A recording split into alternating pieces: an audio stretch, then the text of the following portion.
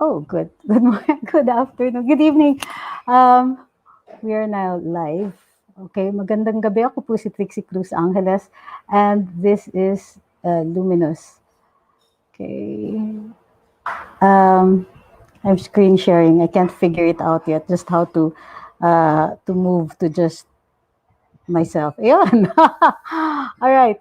Magandang gabi. Ako po si Trixie Cruz-Angeles and we're talking about Sunny Trillanes today because of the revelations ni ating former Senate President Juan Ponce Enrile. Maganda yung mga sinabi ni Senator Enrile. So we are going to go through a little bit of what he said. There are about three things that we should take note of kung ano yung authority ni Senator Trillanes, yung sinasabi ni Ambassador Brady, and what ultimately the misgivings that Senator Enrile had about it. So, tignan po natin, we prepared a PowerPoint today. So, ito tayo. Alright. Okay. Well, if you will notice bago natin umpisahan yung pag-usapan tungkol dito kay Trillanes, the political implication dito means that the president is taking matters into his own hands. In-invite niya itong si Senator Enrile not because he didn't know what Senator Enrile was going to say. The president has all of that information. Alam na niya yun. Alam na ni Pangulo yung impormasyon. In fact, like any good lawyer, pagka nagtanong si Pangulo, it means alam na niya yung sagot. You never ask a question that you don't already know the answer to. Lalong-lalo na when you're speaking in front of a lot of people. No surprises dapat. So yung mga tinatanong niya, there were some things that he was asking itong si Senator Enrile and he was leading up to certain conclusions. So meron siyang mga tinatanong na kailangan lumabas. So at kailangan lumabas, galing kay Enrile because in most of these instances, may personal knowledge si Enrile dyan. So you will see here na habang nagsasalita ang ating Pangulo, nakikita ninyo that he was thinking all the time and this was no accident. Yung mga sinabi ni Senator Enrile, nag-usap sila beforehand. So he knew what he was talking about at alam niya kung anong isasagot ng ating former Senate President, di ba? So this is very interesting, ha? Ibig sabihin, the President wanted to present Senator Enrile. Senator Enrile was willing to help. Tapos, may mga impormasyon doon that the President wanted the public to know. And that it had to come from Enrile kasi si Enrile ay may personal knowledge. So mahirap i-contest yung sinasabi ni former Senator Enrile kasi andun siya. So, let's start with tignan natin, naka-live po kami sa Facebook. Magandang gabi, ako po si Trixie Cruz-Angeles. Gusto ko lang po kayong lahat batiin muna. Marilyn Pefianco, Wendy Enesario Hashimoto, Beth Argiles, Sniper Fox, meron po kami sa Facebook. Darius Lucero, Juanita Fernando, Puto ng Inamoy, Ronald Gasman, Pal JPBIJC 1009, Myra Manalo, May, Dante Duran, Tito Pidor, Arlene Malapit, Serena Labor. Okay, and thank you very much kay Ma'am Euphemia 525 sa ating super sticker. Alright, panoorin natin si Senator Enrile dito, ha. So,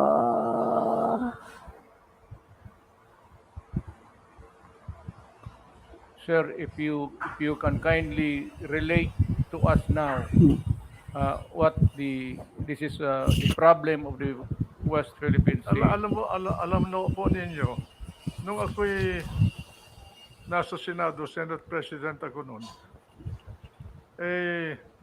inimbita ako ni President Aquino isang hapon doon sa palasyo, doon sa cabinet room. Nung dumating ako doon, ako ang unang dumating. Pangalawa, dumating si Senator Trillanes.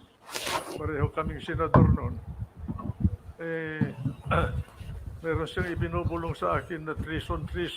Hindi ko naintindihan yung gusto niyang sabihin.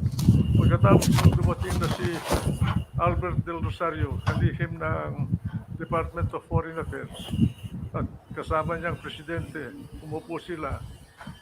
Binibriefing kami ni Del Rosario tungkol doon sa nangyari sa Scarborough Shore. At mukhang nagkaroon ng alitan ang pangkat natin at ang pangkat ng China doon. Ngayon, sinabi ni Trillanes na nagpunta siya sa China at kinausap niya yung mga namumuno sa China tungkol doon sa bagay na sa problema na yon. Ako naman, bilang presidente ng Senado noon, tinanong ko sa kanya, anong karapatan mo na nagpunta sa China? Yung ba, kusang loob mo lamang ang nagpunta ron? Sabi niya, hindi. Nagpunta ako doon, may authority ako. Sinong nag-utos sa'yo na pumunta ron? Pagkatapos sumagot si Presidente Aquino, sabi niya, ako ang nag-utos sa kanya. Sinabi ko kay Presidente Aquino na dahan-dahan, Mr. President, medyo masalimut yata yan sapagkat hindi natin alam kung anong mga pinag-usapan nila ni Trillanes doon sa mga nakausap niya sa China. Kaya mag-iingat tayo. Pagkatapos noon, si Secretary Del Okay, tingnan po muna natin yan, ha? Alright. So, ang sinasabi ni Senator Enrile dito, meron siyang pinag-uusapan na he was present at one cabinet meeting. At ang present dun sa cabinet meeting siya at saka dumating si Senator Enrile, si Senator Trillanes. At the time, pareho silang senador. Pagkatapos, dumating si Secretary Albert Del Rosario, tapos pumasok ang presidente. At the time, it was Noynoy Aquino. Okay. Ano yung mahalaga dito? May inamin si Trillanes that he had gone to China at may mga kinausap siya doon tungkol daw dito sa Scarborough. So, tinanong ni si Senator Enrile, bakit ka pumunta doon? Sinong nag-authorize sa'yo? Because unang-una, hindi member ng executive. Ang executive ang nagko-conduct ng foreign relations. So, Senator Enrile, si Trillanes at the time was a senator and therefore was in the legislative branch. So, parang kakaiba. Bakit nandun siya? Anong ginagawa niya? Anong ginagawa niya doon? So, inamin naman ni Presidente Aquino, ni Presidente BS, na ako nag-authorize. Nung sabi ni Enrile, teka muna, dahan-dahan, di ba? Hinay-hinay. We don't know what he talked about. Okay? Bakit? Pagka-executive branch yan, alam nila that certain things they have to be recorded and they are trusted to be the ones officially conducting these sorts of talks. Ibig sabihin kasi, pagka miyembro ka ng ehekutibo, lalong-lalo na, let's say yung ambassador, ayan, standard yan, given yan. Pag kinausap yan ng mga representante ng ibang bansa, alam nila na official ito. Si Trillanes, anong bit-bit niya? Meron ba siyang bit-bit na authority from the president? And bakit siya may ganun? Bakit sa lahat ng tao? May ambassador naman tayo. Ready, willing, and able naman ang ating ambassador. Hindi naman po siya disabled or anything like that. Hindi siya out of commission. Pero nandun siya. Malaking misteryo. Bakit sa lahat ng tao na i-assign ng presidente, when you have an ambassador, bakit si Trillanes ang pinapunta niya? Hanggang ngayon, medyo misteryo yan. Ang sinasabi ni Trillanes, later ang titignan natin yung sagot niya, ang sinasabi niya is pinagkakatiwalaan siya. But still, you are not a member of the executive. You are not with the DFA. You are not an ambassador. You are a senator. Diba? Why were you there? And what did you talk about? Yun ang sinasabi ni Enrile. Paano natin pagkakatiwalaan itong taong to? Hindi siya pumupunta doon in his official capacity because his official capacity is as a senator. So pumupunta siya doon as an informal ambassador. Anong bit-bit niya? Anong mandato niya? What could he guarantee to the Chinese? And did BS Aquino, did the president know that what he had been selling to the Chinese? Di ba? Ano ang pinag-usapan nila? Ano ang mandato niya? What did he do there and what was he supposed to do? And how do we know that he reported everything correctly? Diba? So, yun yung yun yung maganda dito, kinlarify, and this is where the president is brilliant. Hindi si Presidente Duterte nagsasalita dito, it was former Senator Enrile speaking from his own personal experience and exactly the misgivings that he had tungkol dito sa pagpupunta ni Trillanes sa China. Diba? Wala siyang official capacity to go there, di ba? Wala siyang At saka, meron rin later on, sinasabi si Ambassador Brady that she was not allowed to take down notes.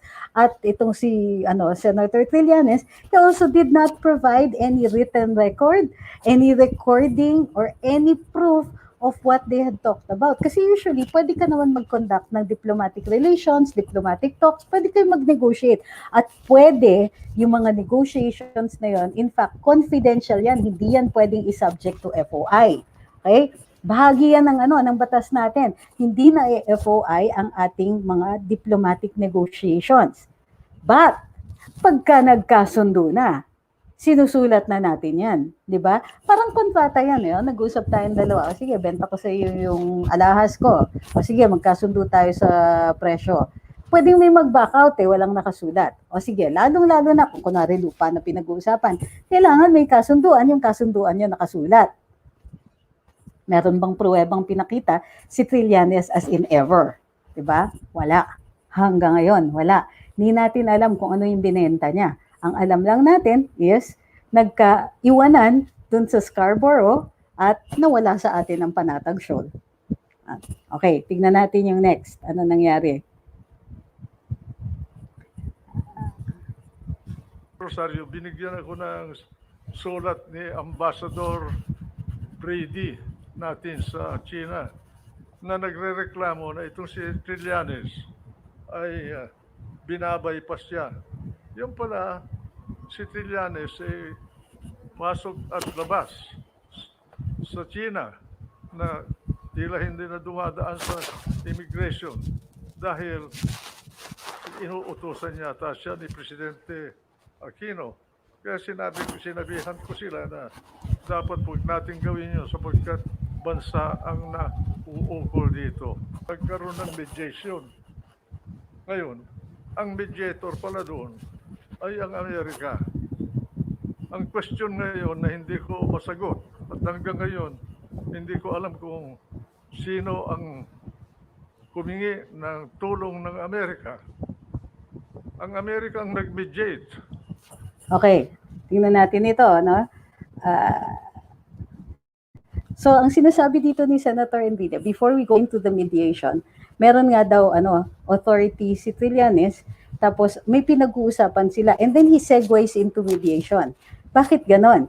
Kasi, ito yung, two events. Punta si Trillanes sa China, supposedly may kausap siya, supposedly nag-negotiate. Hindi sinasabi, Enrile also did not elaborate. Ang sinasabi niya is, punta si Trillanes, next thing you know, nagkaroon ng mediation with the Americans. Kasi nagkaka-standoff na. So, those two events, did Trillanes negotiate for the withdrawal? Diba? Bakit? Ang sinasabi ni Ambassador Quisha, ang kausap niya yung mga Kano. May kausap ba si Trillanes? Meron ba siyang kausap sa mga Chinese? Does he have any proof that the Chinese agree to withdraw from Scarborough? Wala tayong naririnig sa kanya tungkol sa ganon. Ang nagsasabi na nag-agree yung mga Chinese to withdraw from Scarborough Shoal was Ambassador Quisha and consequently former SFA Albert Del Rosario. Importante to.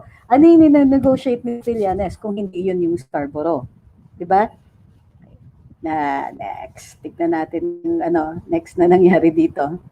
Nagkaroon ng kasunduan dahil sa mediation ng Amerika na umatras bawat China at Pilipinas dun sa area ng Scarborough.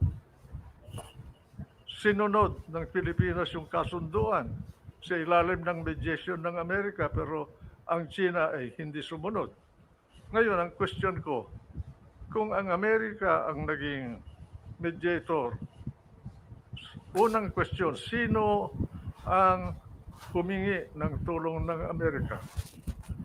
Pangalawa, bakit nung hindi tinupad ng China ang kasunduan, no matras din siya. Bakit hindi man lang pinagsabihan ng Amerika ang China na tuparin niya yung kasunduan? Ang impression ko bagay, parang ginamit lang tayo doon sa bagay na yun.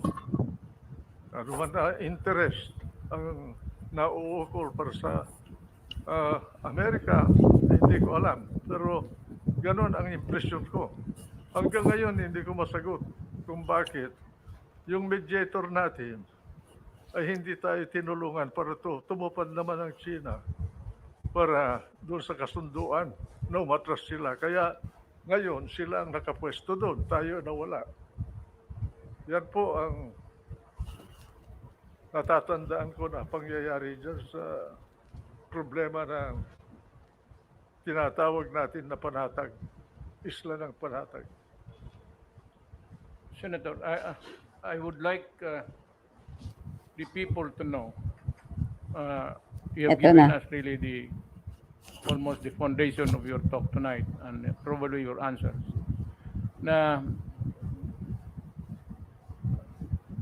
bakit pumayag ang Pilipinas na umatras tayo?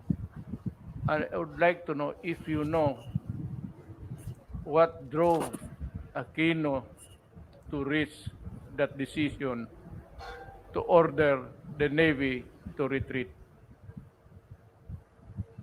Yun daw ang kasunduan na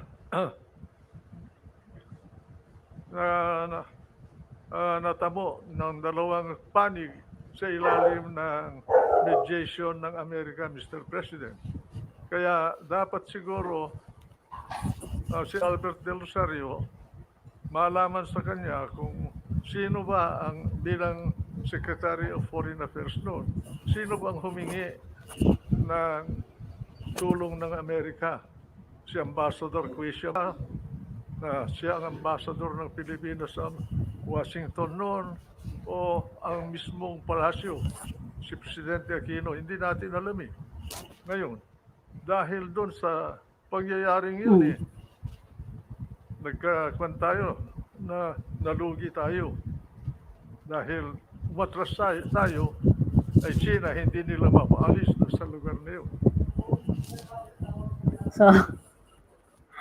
So again, Trillanes goes to China, talk, 16 times goes to China, segue, suddenly may standoff tayo, tapos meron tayong mediation. Sino, tama si Senator Enrile, sino ang humingi ng mediation? Sino lumapit? Lumapit ba ang US? O lumapit ba si Crixie sa US? O ang China ang lumapit sa US? Sino? Hanggang ngayon, hindi natin alam. Kasi parang right now, even Senator Enrile is presuming na meron talagang mediation. Diba? All we have na ebidensya nito ay yung sinasabi ni Ambassador Crixie at yung sinasabi ni former Secretary of Foreign Affairs, Albert Del Rosario. Pero si Albert Del Rosario, wala siyang personal knowledge. Hindi naman siya yung kausap na yung Undersecretary of State ng US. Isa lang ang kausap ng Undersecretary of State, it was Ambassador Crixie. And so the only evidence we have na merong mediation ay yung sinasabi ni Ambassador Crixie. And hanggang ngayon, hindi pa rin nila kinukumpleto kung ano yung storya dito. Sino ba ang humingi ng mediation? At kung sakasakaling tayo, ano yung conditions? And then afterwards, yun na nga, kung supposedly mediator ang US, bakit tayo iniwan? Bakit wala silang pake na hindi sumunod sa kasunduan ng China? By raising these questions, Senator Enrile is not just not muddling, he's not muddling the issue. He's pointing to a certain conclusion. Style abogado yan. Nililid niya tayo, ano yung conclusion natin? Sa dami ng tanong at sa kakulangan ng ebidensya, ano ba yung unang lumalabas sa isip natin? Una-una, totoo ba na may mediation? Di ba? Pangalawa, bakit hindi tumulong ang US? And in fact, sinasabi later on, China denied the mediation and the US did too. kahit itong si former Undersecretary of State, sinasabi niya na wala, sinasabi lang niya that the Philippines lost Scarborough. Hindi niya sinasabi na nag-mediate ang US. At later on, yung successor in interest, kinukulit na daw ni Ambassador Quisha, ang sinasabi lang sa kanya, what? You want us to declare war on China? Ang kulang na lang sabihan, what? You want us to declare war on China for you? Diba? Yun ang kulang doon. So, now, let's look at your, tingnan natin yung mga questions ninyo. Some of you seem to think that what then Senator Enrile did, Senator Trillanes did, is a crime. If you think that it's a crime, you have to tell me, ano ba ang krimen na tingin ninyo ang nakomit dito? Diba? Meron ba? Ang Senado ang magpatawag kasi trabaho nila yan. No, of course not. Hindi trabaho ng Senado magpatawag because yung investigations of the Senate and of the House are in aid of legislation. Hindi sila investigators to find out a historical occurrence, di ba? Ano pa, di ba? But Senator Enrile was leading us to certain conclusions. One, the primary conclusion is, why is there no evidence of anything that went on at the time? All we have is the narrations of these people. And syempre, yung narration ni Trillanes, may halo ng yabang. Kung di daw dahil sa kanya. Ganon. Ay nako, kung di dahil sa kanya, hindi daw peaceful yung withdrawal dun sa Scarborough. Didn't he say that at one point? Ngayon, mapapahiya siya, of course. Pero ang point dito is that all we have is say-so. All we have is hearsay.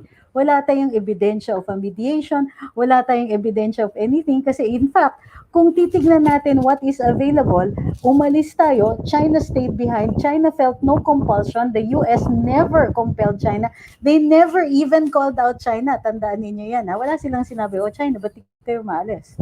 Wala man lang ganon, wala man lang, China, guess what, uy, alis na kayo dyan, reminder, walang ganon. They just told, parang kibit balikat na lang sa atin, bakit? Bakit ganun?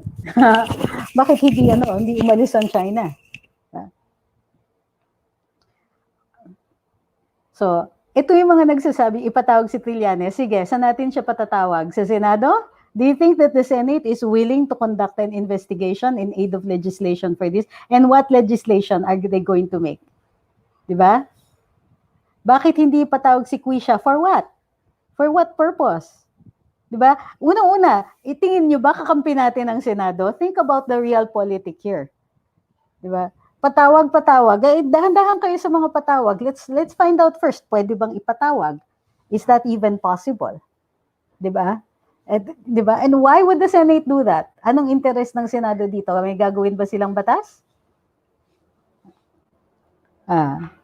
May statement sila share doon, sabi ni Iko Cayetano, na si Trillanes lumapit kay Noynoy, nag-volunteer siya na maging backdoor. Totoo yan. In fact, inamin naman nila yon. Sinabi naman na si Trillanes talaga yung nag-volunteer. Ewan ko naman dito kay former President Aquino kung bakit siya pumayag. And hanggang ngayon, pala isipan ni Presidente at saka ni Senator Enrile yan.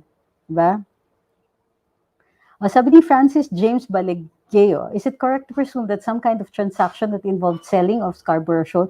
We also have no evidence of that. The only thing we have evidence of is that we lost Scarborough. Tayo yung malakas ang claim dyan eh. Pero wala, take over because of the mishandling of the Aquino administration. Napaka-belligerent nila. Siyempre, kung papahiyain mo kagad yung kalaban mo, wala siyang choice kundi lumaban sa'yo. Ang problema, mas astig sila at that time. Diba? Tinatanong ni Michael Alava, pwede rin po bang ipatawag ni Presidente Duterte sina dating Presidente Pinoy at Albert Del Rosario para magsalita din tungkol kay ex-Senator Enrile para maliwanagan lahat? Okay, pwede naman niyang ipatawag, pero ano yung compulsion? They could say, no, I don't want to go. Sinasabi ni Hazel Cutamora, treason. Walang treason po pag walang giyera. Francis De Castro says, dapat pag napatunayan nakasuhan na talaga si Trillanes, tagal na hanggang ngayon, hindi pa din nakukulong at malakas pa ang loob tumakbong presidente. Well, karapatan naman ng kahit sinong Filipino citizen kung gusto nila, tumakbo ng kahit anong opisina, well, as long as umabot sila dun sa requirement, sa age requirement, capable of reading and knows how to read and write, tsaka botante ka. Sabi ni Nur Valioso, ang Senado ang magpatawag kasi trabaho nila yan. Hindi nga nila trabaho yan.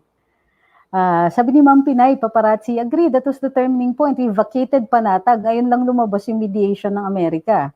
O nga, and even the US right now, hindi pa sila willing na aminin na nangyari yon. Sabi ni Tofi Kasing, we already lost Scarborough and there's no longer anything we can do about it. I guess what's really important now is Trillanes has been finally proven na totoo talaga yung allegations na may backchannel talks talaga na nangyari and Trillanes was the mediator. Yes, but the question was, what was the backchannel talks? Diba? What was the purpose? Kasi hanggang ngayon, di nila sinasabi yan. Sinasabi ni Trillanes, hero siya. Pero we lost Scarborough. How can you be a hero? Diba? Or did they agree that the Philippines would leave? And the Philippines only? Ano ba? Yung mabigat na tanong ni Senator Enrile dito is, hindi natin alam kung anong pinag-uusapan nila. What if binenta ni Trillanes yan? I'm saying what if, ha? We're not saying that there is any evidence-based conclusion we can make about that. Pero, yun ang sinasabi, the danger that former President Aquino put us into is that he sent someone like Trillanes to conduct back-channel talks with China. And one, he isn't a proven mediator. He's hardly even diplomatic. Two, he's a senator. He has no mandate from the executive. There is no accountability. Paano natin i-account siya magkikwenta sa Pangulo? O ito yung ginawa ko. How do we know that he's even telling the truth? Plus, he has no idea about international relations. Diba? What does he know about it? He was in the military, and even now, we have to, the military's concept of international relations is largely limited to international peace, conflict, and security. I know, because those are the avenues of international relations. Diplomacy, peace, conflict, and security, cultural communication, etc. There are 5 spheres of international relations at kadalasan nalilimita ang military dun sa nakikita nila international peace, conflict, and security. At ang kanilang mindset is always towards that end. So, ano yung sinasabi natin parati dito? If you have a hammer, all problems start to look like a nail. Same with the military. So why, of all people, would we send Senator Trillanes when his background is in conflict and security? Ang sabi ni Trillanes, sabi ni Ricky Acuña, na di daw issue ang Scarborough ngayon kasi tapos na daw yung problema. O sige, then let's go to the next kasi meron tayong idadagdag dyan. Okay, next. Sir, if you... Yan. Ito.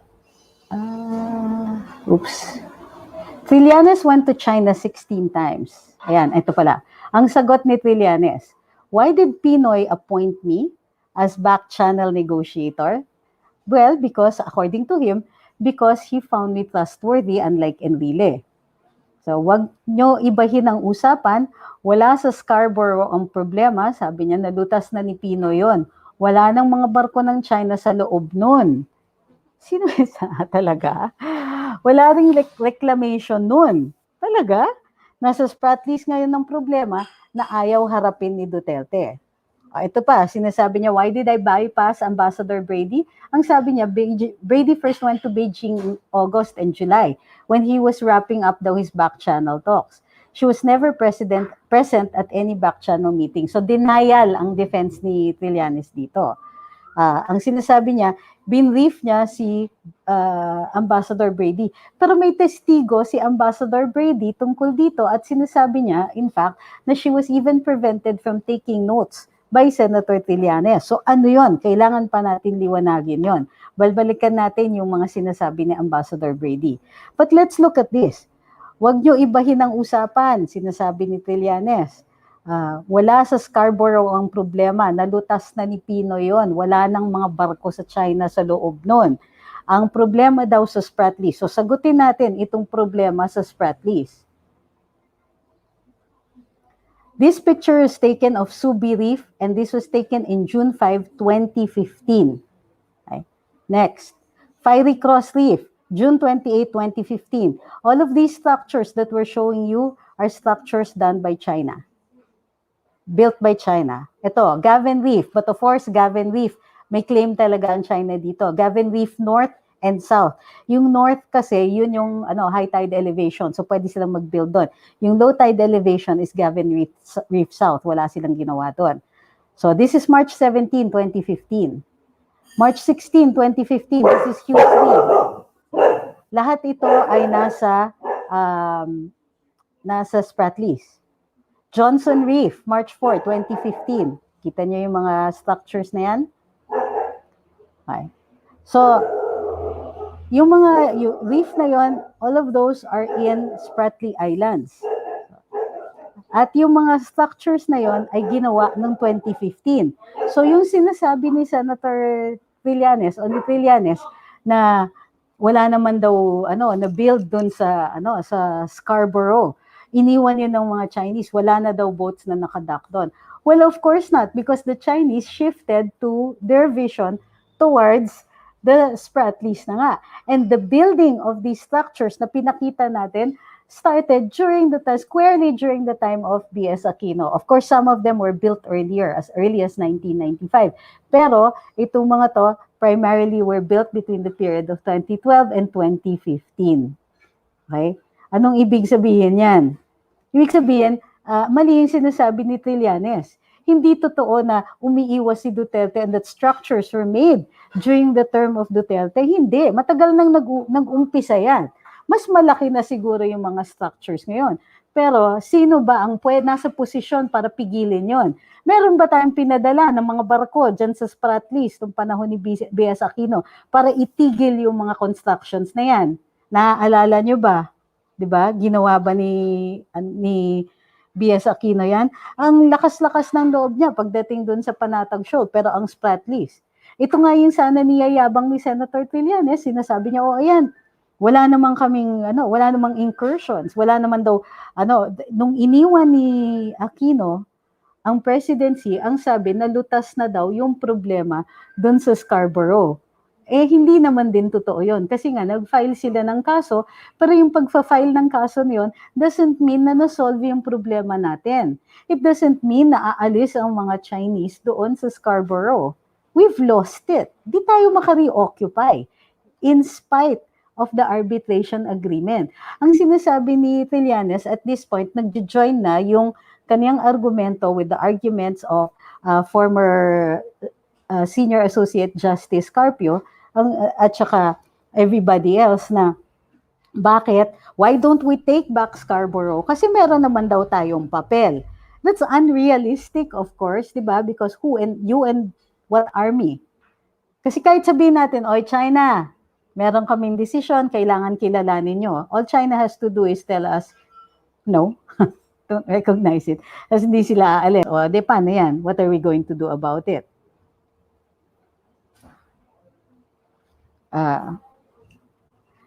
During the meeting with Pino, sabi ni Kendall Rosario, what can you say about Marites Vitug's post regarding JPs being balimbing, citing her own book?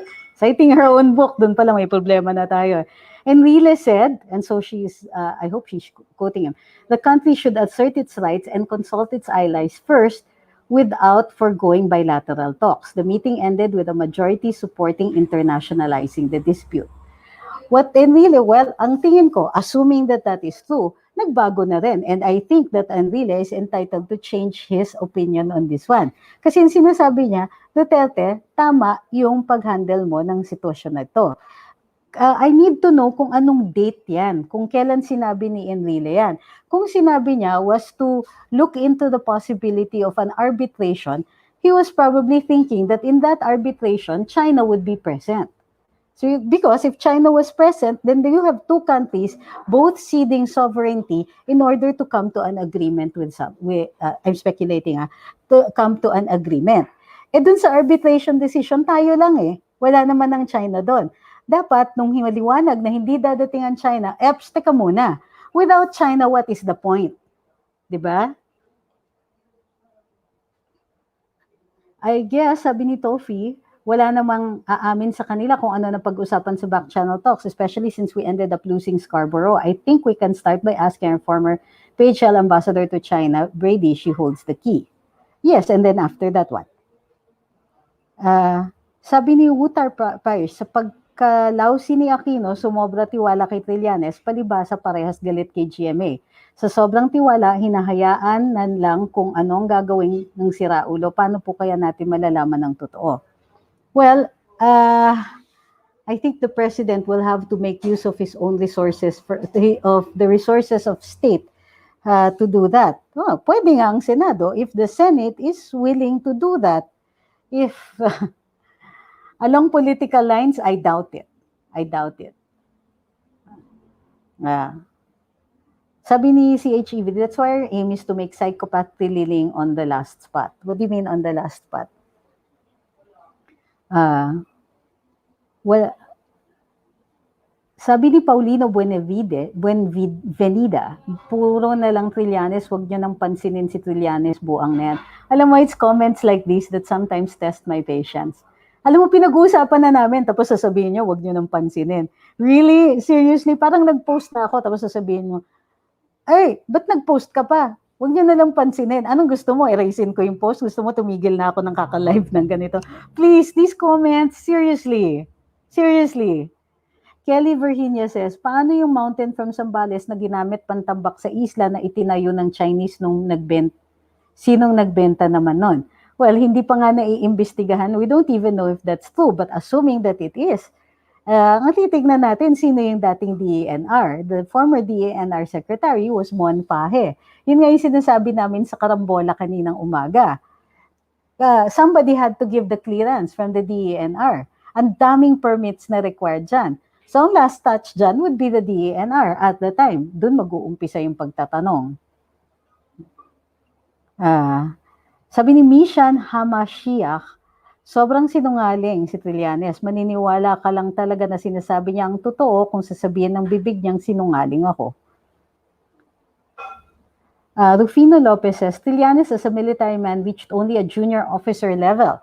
So what does he know beyond being a junior officer? Hindi man lang siya umabot sa field grade level. An excellent point. Diba? Kumbaga, wala pa siya sa upper management eh. Wala pa nga siya sa middle management. Sabi ni Going Avgeek by Ian Poral, I have a theory na binenta niya yan. Kutob ko lang. Siya nakinabang sa pera. Kaya pala nagpupush si Trillanes na maging Pangulo dahil yan ang paraan niya para mapagtakpan ang ginawa niya. Sabi ni Fali 1009, yan ang malaking katanungan noon pa, di nga ba't nag-walk out pa siya sa Senado noon nung tinanong siya ni JPE. Kaya solusyon dyan, pakantahin si Trillanes. But haven't you noticed? Si Trillanes kasi gigil eh. He cannot stand not having the last word. So dito, nagsalita si Senator Enrile, so he had to go on Twitter to answer. He will not, of course, go one-on-one with Senator Enrile. We've tried that and he walked out of the Senate. Diba? So we don't know how he's going to react to, let's say, being summoned. But sabi ni Anton Japorms, why don't they show the connection of Del Rosario, Felix Mining, the unauthorized exploration of Reed Bank by the company connected to Del Rosario? Okay, yeah, we can do that. And then what? Diba? Does that solve the problem of the Spratlys? Kasi nga, yung ano na yan, that's panatag. If I'm not mistaken. Diba? So panatag yung issue na yan. Malayo-layo yan dito sa ano.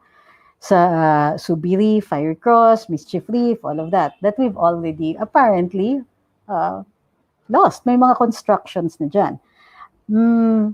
Those constructions, and some of the constructions of China, syempre, meron tayong mga reklamo about that. Kasi their constructions are in disputed areas.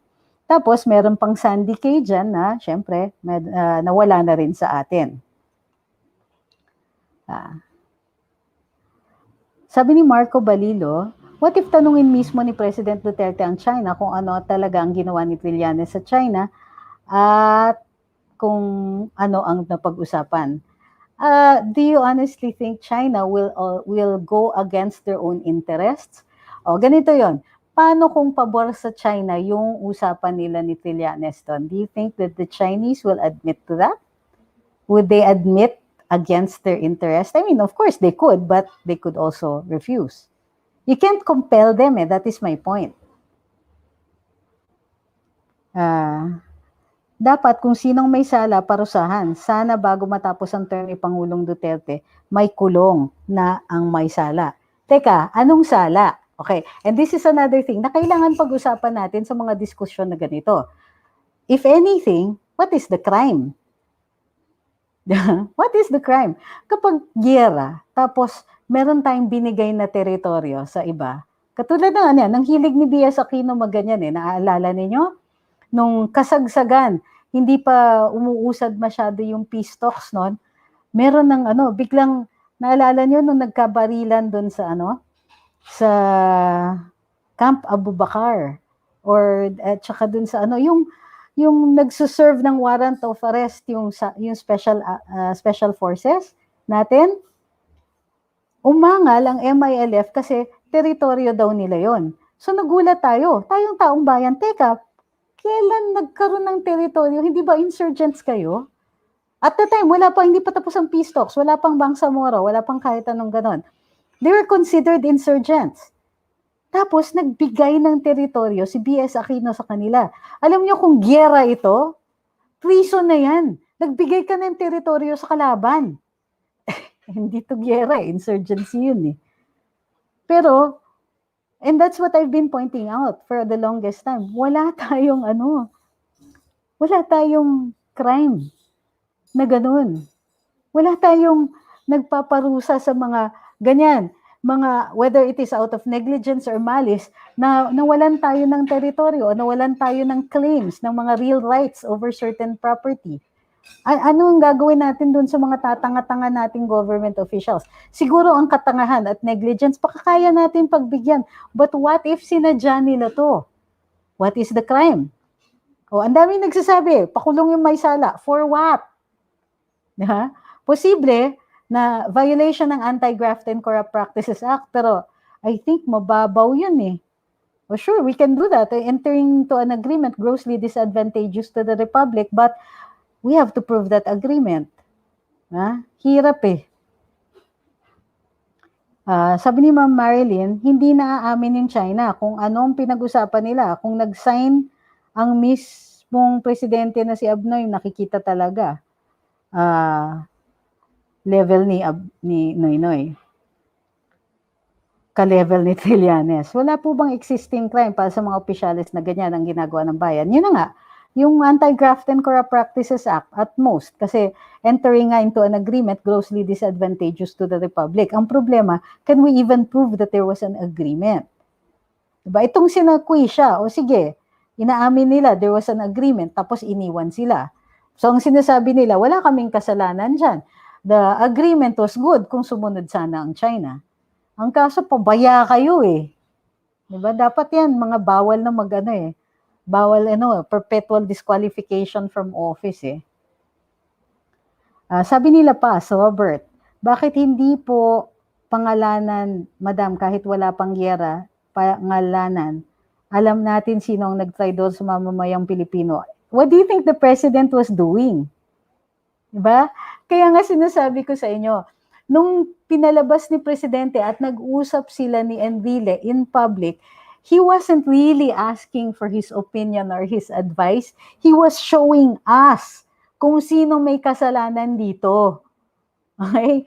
Yung message isn't, Senator Enrile, I need your advice. Magandang advice yan, susunod ako. Hindi po yun. The president was telling us, ito, nakikita ninyo, base sa narration ni Enrile. But he's doing it indirectly. Hindi niya sinasabi. Pwede naman siyang magsabi sa ang bayan, yan, si Trillanes, ganito niya. Pero mas may impact sa atin kasi nakikita natin yung parang testimony ni Senator Enrile. Ito, sabi ni June Salmorin, betrayal of public trust. Crime ba yung betrayal of public trust? Check nyo sa sa revised penal code kung crime yan. Ang betrayal of public trust po ay offense na na maaaring maging sanhi or cause ng impeachment ng isang impeachable official. Wala tayong ini-impeach dito. Sabi ni Ma'am Melinda, why not start the investigation sa paggiba at hakot ng lupa na tinambak sa mga isla? Then doon natin malalaman kung sino-sinong involved dito. First of all, napatunayan na ba yung paghakot at pagtibak ng mga yan? So you have to start from there. Kung ito ay chismis lang, hindi po basihan ng chismis mag-umpisa ng investigasyon. Gayunpaman, tama naman yung suggestion ninyo. Pero tignan natin, what evidence do you have to initiate the investigation? Checks and Lines says, finally, sa PDOT administration, hindi na sila takot ipaalam ang katotohanan. Yung mga ganitong turo dyan, turo dito, Marcoleta, Defensor, Remulla, Pasok, what do you expect them to do? Ang sa akin, maganda, kung magkakaroon ng congressional investigation. Pero, nagsabi na si Speaker na ang priority niya ay impeachment muna. At saka yung ibang, bayanihan. Sabi ni Ma'am Grace Hiroshima, paningin ko lang bakit na-okupa ng China ang Scarborough, US stand as a mediator at pinaalis both countries, China and Philippines. Hindi nakinig ang China, hindi sila umalis dahil alam nila na ang Pilipinas ay makikinig sa US at nakita nila kung ano mangyayari. O kumbaga, mas magaling na poker player ang China. Supal palang dilawan sa PRRD at JPE tandem kagabi, sabi ni Vids Kapati, it took them less than an hour para durugin ang dilawan. Correct. Diba? So, okay.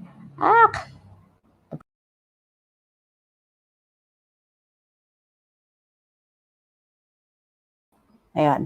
So, let's recap. Ano yung nangyari dito?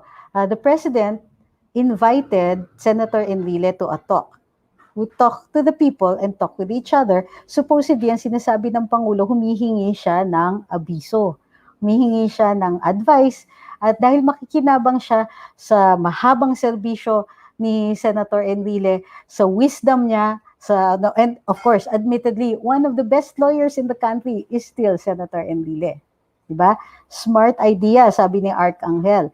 To clarify all issues regarding the WPS, sa dami ng kaso ni Trillanes, kailan ba makukulong yan? Let's talk about his other cases. Okay? But what the President was doing here wasn't just simply asking for advice. Pwede naman niya tawagan si Senator Enrile. Bakit trinisinta niya sa atin?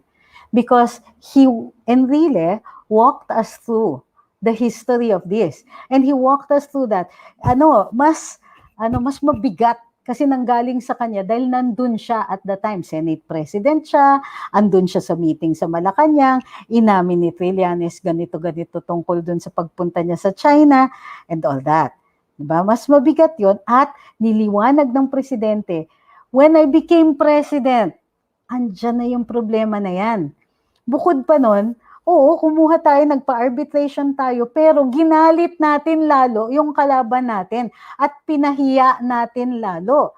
O paano ngayon yung mga opisyales? Siyempre, may domestic audience yan. Parang dito, yung mga oposisyon, di ba may domestic audience din sila.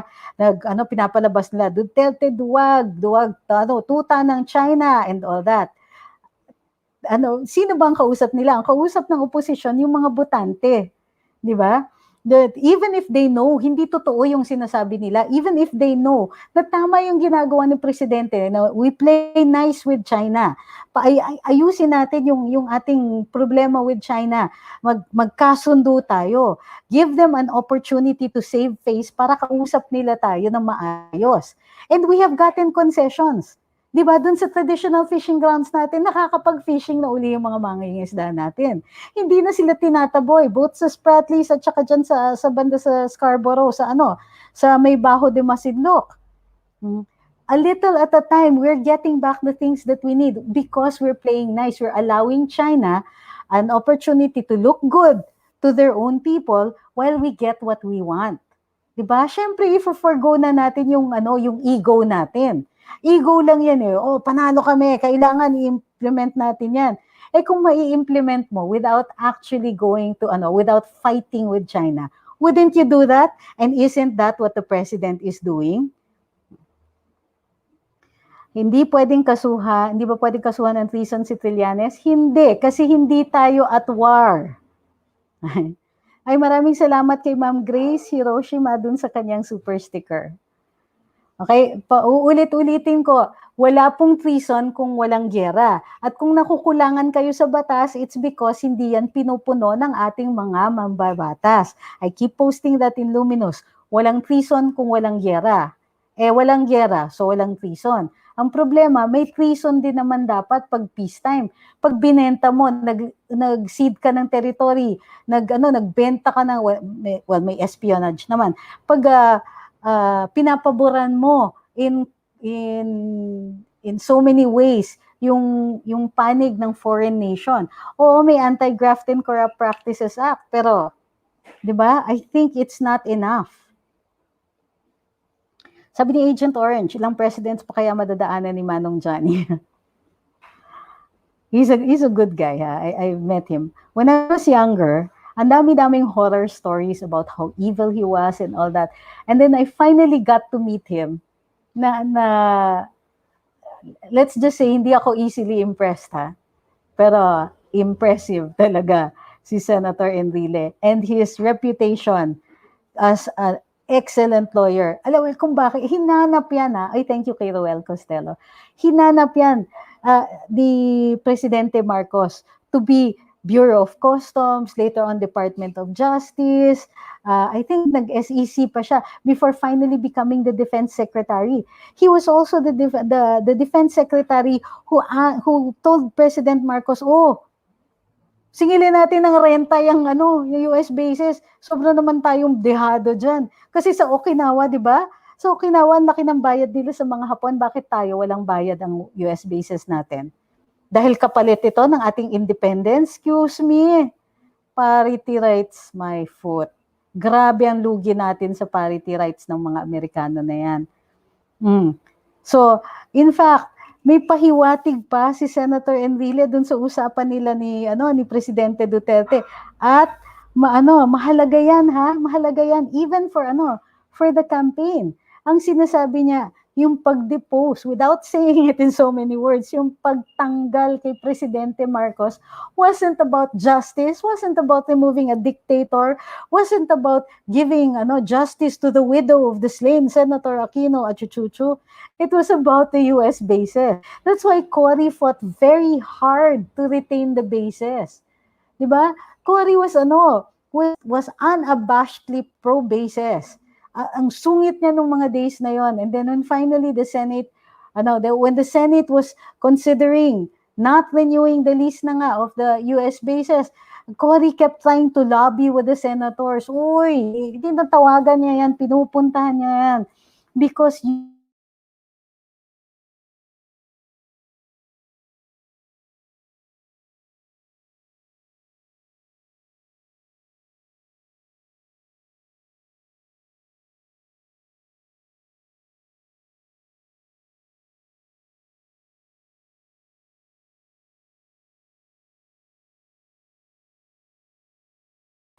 okay, ayan. Sorry, the connection was bad for a while. All right. So anong sinasabi natin?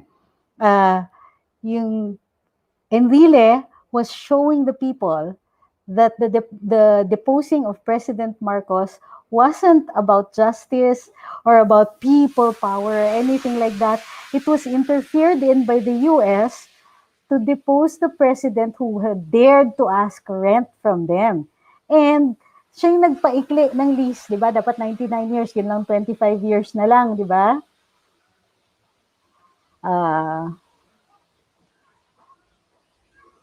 Andito na. Okay? Ginawang 25 years. So the President Marcos was removed not because there was justice to be done, that he was a dictator, that he was all of this. Enrile is saying that this was all about the US bases. Pinaikli ni Marcos yung lease ng US bases, humingi siya ng upa, tapos 'Di ba? Every time ngayon magpapa-renew, kung presidente pa rin si Marcos at magpapa-renew ang US, lalaki ng lalaki yung hihingin ni Presidente Marcos. Kasi nga naman maraming nakuha ang US during parity rights. 80% ng ating mga rainforests dinenewed nila. All of that happened only in the 20th century and primarily by American companies that set up logging concessions here. Okay. Balagang hindi lang po logging ang nakuha sa atin, marami pang iba, mga mining, buti na lang hindi maraming mining concessions ang nabigay. So, yan ang napakita. And you see that the president is a very good politician. Kasi hindi siya hard sell. Ang sinasabi niya, usap kami ni Enrile at habang nag-uusap sila, lumabas yung kay Trillanes, lumabas yung Scarborough, lumabas yung sa Spratlys. Ngayon, lumalabas pati tungkol dun sa US bases, pati yung interference. Bakit? Kasi nararamdaman na rin natin yung interference ng US dahil sure na sure tayo kahit paano susubukan nila makialam sa susunod na eleksyon.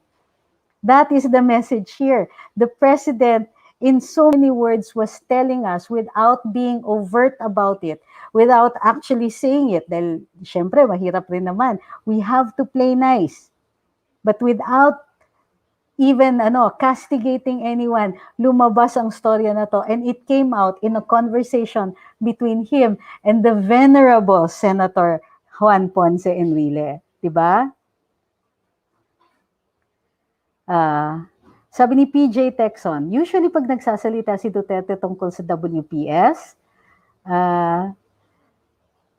oras-oras may balita na agad mga media sa reaction ni Carpio and Del Rosario, pero ngayon tahimik. Bakit ang hirap i-deny? Diba?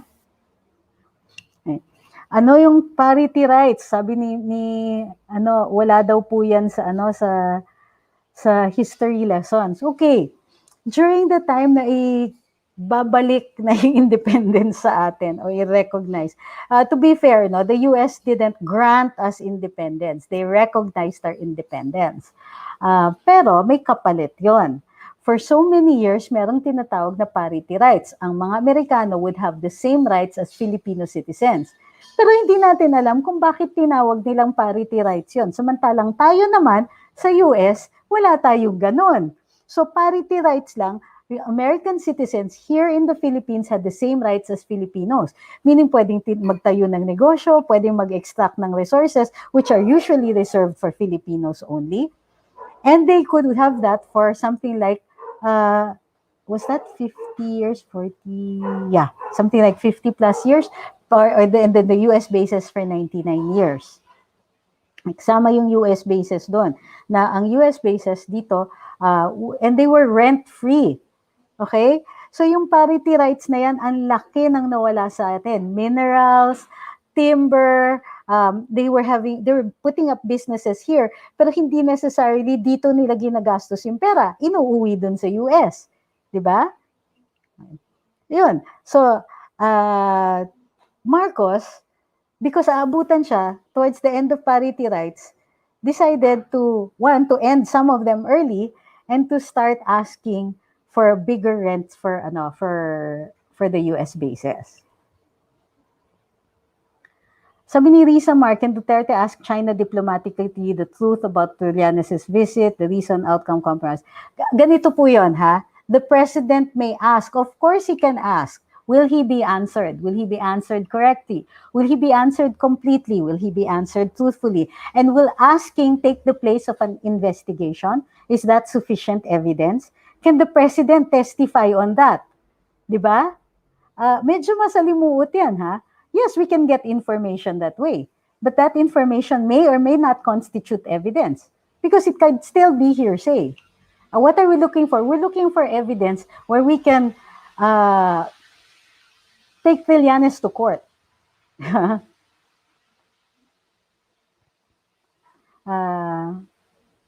Ay, sabi ni Marjun, matapang lang yung boss sa kanin lamig. Soldier of Fortune, di na palaban, puro bayawak lang daw nahuli niya nung nasa AFP siya. Grabe kayo. Sabi ni Sir Bobby Fajardo, JP may be the only surviving original members of the 365 Club at the Intercon's Jeepney Coffee Shop. Oh nga no, when the Intercon closed, I think they moved to the Holiday Inn in Glorieta. if the MDT, sabi ni Emmanuel Encarnado, if, lagay na nga natin ito, if the MDT, gaya ng sabi ni JPA, hindi sakop ang South China Sea, if may mangyaring aggression, both RP and China, bakit nakinig ang mga field diplomats sa US? Hindi ba nila alam to? What do you mean, di ba nila alam to? One of two things yan. Hindi nila alam and therefore they are stupid, or alam nila and therefore they are malicious. So, sobrang pakinabang, nasa na tayo? Na nakukuha ng US sa Pinas, di man lang gawing madali kumuha ng visa, pahirapan. Yun nga yung sinasabi ng presidente, di ba? Bakit niyo kami pinahihirapan? Pahirapan din namin kayo. Okay. Mutual Defense Treaty. The Mutual Defense Treaty was enacted in 1954 and there was an exchange of ratification documents in 1955. So what is the issue with the Mutual Defense Treaty? According to Senator Enrile, dito din sa kanilang usapan with the President, he revealed na sinasabi ng mga Amerikano na hindi kasama ang extraterritorial, yung hindi terrestrial na jurisdiction ng Pilipinas. Pagka dun sa yung pag-defend ba ng EEZ natin, kasama ba yan? Diba? Ang sinasabi nun kay Enrile, no. Nung panahon ni Marcos, the US was clear, hindi po sila makikialam, hindi magkikikin ang Mutual Defense Treaty doon sa mga sea assets natin. So, ngayon, ang sinasabi nila dito kay Presidente Duterte, hindi kasama yan, kasama ang Spratlys, kasama ang kasama ang panatag and all of that. Kasama yan sa Mutual Defense Treaty. Pero ang sinasabi ni Enrile, don't trust them. They already said otherwise before. 14 ang case ni Sundalong Kanin. Yung iba walang bail pero hanggang ngayon di na nakulong yan. Anong basis po ninyo para sabihin na 14 yung cases niya? Hindi ko alam yung ibang cases niya. Ang alam ko yung umakyat sa Court of Appeals na na-dismiss. Kudeta at saka rebellion kasi di ba pinawalang bisa ni Presidente yung kanyang amnesty. Pero sabi ng Court of Appeals, hindi valid yung amnesty niya. Ang sabi ni SOJ, Secretary of Justice Maynard Guevara, aakyat nila, posibleng i-apila nila, pero wala pa tayong balita kung naapila na yan o hindi. Di ba? So, gusto kong malaman kung ano yung basis nyo for saying na 14 yung cases niya. Doon sa dalawang cases niya sana, may corresponding na court-martial yan. Kaya lang nainis ako sa AFP kasi naduwag sila. Nung time na dineclare ng Branch 150 na lusaw na yung amnesty ni Senator Trillanes, dapat inaresto na nila yon. Kaso, they sat on the fence. Tapos ayan, dinismiss na nga ng Court of Appeals. Pag ni-reverse yan ng Supreme Court, pwede nang i-court martial uli si Trillanes.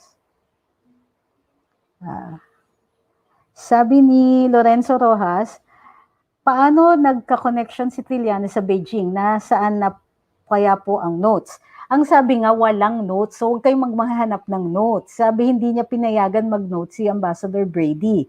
Connection to Beijing. Ang alam ko, meron siyang kinausap na isang military officer na may connection sa Chinese military, sa PLA. So, yun ang ginamit niya. At hindi pa lumalabas kasi yung pangalan ng tao na yon. Okay, totopak na naman ang ating signal, nakakairita. So, check na lang tayo ng 2 more comments para si Rain Pine Book says, walang conspiracy, nangyari at mangyayari yan. Sabi ni Viking Pads, napakarabid ng support ni Cory sa US bases, sumama pa sa rally ng pro-US bases. President nagrarally for foreign bases to remain napaka-undignified. Sabi ni Tyrone Guanlao, anong ginawa ng US nang hindi sumunod ang China yung agreement? Wala bang ginawa ang Philippine officials? According to Ambassador Cuisha, nangulit daw siya sa US pero kibit-balikat lang at sinabihan pa nga siya na, what do you want us to do? Declare war on China? They're not going to do that for us. So wag rin tayong mag-ilusyon. So yun sinasabi ni former Senior Associate Justice Antonio Carpio na we can get other countries to support us. Ba't naman nila gagawin yun? Meron silang sariling relasyon sa China. Bakit nila i-endanger yung relationship nila with China? Sabi ni Rain, yung sinabi nila about lumipat bakod sa kano, mukhang kumikinang ang pangalan ng Delphine Lorenzana. I understand that there would be suspicion with the Secretary of Defense. Matagal po siyang nasa US, plus I understand na West Pointer siya. So meron po talaga siyang maraming connections with the US. Plus I understand he was attaché for a long, long time. Ang tagal niya sa US. Sabi ni Chev Trillanes, sa Modern Ninoy, baka magpa-fiesta ang buong sambayanan. Well, let's not wish him harm. I'd much rather wish him to be in jail after due process. Kasi yon fair yon, di ba? Malakas ang loob ni Trillanes, may kumakampi kasi sa kanya. Okay, and on that note, okay, maraming salamat sa pagsubaybay dito sa ating live today. Ang saya ng usapan. But what the important takeaway here is that the president is very wily. And neutralize niya. Pansin nyo sa social media, halos ang tagal mag-isip ng kabila. Wala pa silang mapapasaring dito kay Enrile, maliban lang dun sa pinepersonal siya. Na he's too old, he's ancient, he's all of this. Hello, that's not even, how is that a bad thing? Diba? They can bring up his past about the architect, being the architect of martial law. Pero right now, bumabalanse na yung views natin tungkol dun sa panahon ni Marcos. So again, how is that a bad thing? Diba? Naiintindihan na rin natin na nung panahon na yon, para siyang giyera. Yung ating mga aktivista, yung mga nagre-rebelde laban dun sa Marcos administration, ay nasa isang panig, yung gobyerno nasa kabilang panig. Pero ang ginagawa hero wise. Minamartyrize, ginagawang santo yung mga lumaban dun sa administrasyon noon. At dati, ang tagal-tagal na one-sided yung narrative na yan. So, you would hear about story after story about human rights abuses, how they were tortured, how they were hunted down, how they were killed in the fields, and all of that. Pero, ang konteksto niyan is the state was defending itself. So, we need to balance the narrative. At ngayon, nag-work na yon, bumabalanse na yung narrative.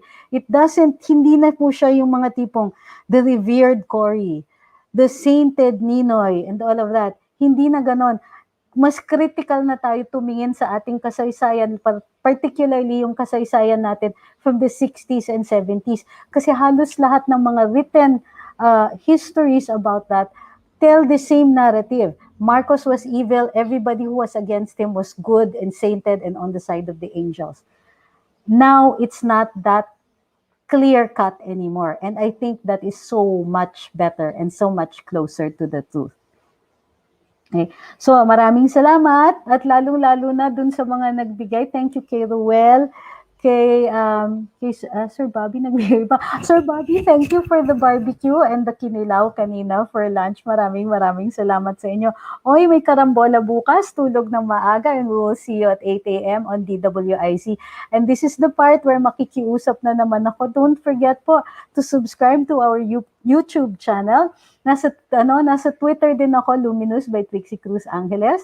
And also, para doon naman mga nasa exclusively, nasa ating YouTube, don't forget to like and follow yung aming Facebook page dahil inaaway na naman po kami. Pero dahan-dahan po, bumabalik na naman po yung reach natin. Maraming salamat sa inyo. Huwag niyo pong kakalimutan, like, share, comment every day. Maraming salamat po sa inyong lahat. Yun lang po ang hinihingi namin kabayaran and everything else. You guys are always so good to us. So this is the least that we can do is to conduct this as often as we can. Maraming salamat po sa inyong lahat. Thank you for being here. We'll see you tomorrow on Karambola.